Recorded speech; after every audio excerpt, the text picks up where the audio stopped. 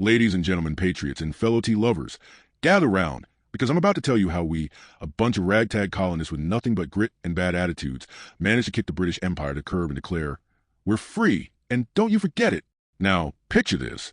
It's 1775, and life is great. We're just living our lives in the colonies, sipping tea, though not the British-approved kind, because we were already getting fed up with their taxes. Then, boom, they hit us with the taxes. Tea, paper, glass, you name it. And let's not forget the Quartering Act, where they made us house their soldiers like we were Airbnb hosts. The audacity. So, what did we do? We had a little tea party. No, not the polite, sit-down kind where you gossip about the weather. Oh no, this was a full-on rebellion. A bunch of us threw British tea into the harbor like, take that, you redcoats. I wasn't actually there, but I heard it was epic. A few months later, the British retaliated, and before you knew it, the shots rang out at Lexington and Concord. And that, my friends, was the moment we said, you know what? War sounds fun. Let's do it. Now, we didn't have much. No fancy uniforms, no standing army, just a bunch of regular folks who had learned how to fire muskets and hide behind trees.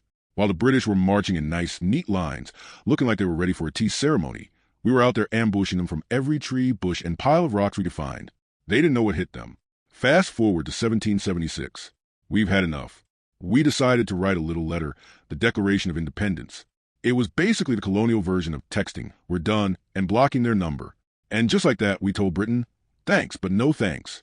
We're going our own way now. But we didn't stop there. No, we weren't alone in this fight. And the French. They were like, you're fighting the British? We don't like them either. So they sent us some backup. And let me tell you, they didn't come empty-handed. They brought guns, they brought ships, and they brought style. Lafayette, that guy strutted onto battlefield like he was headed to the Met Gala. But honestly, we were just happy for the help. Finally, in 1781, after years of going toe-to-toe with the British, we had them cornered at Yorktown. General Cornwallis, probably tired of losing, said, all right, fine, you win. And just like that, the British surrendered.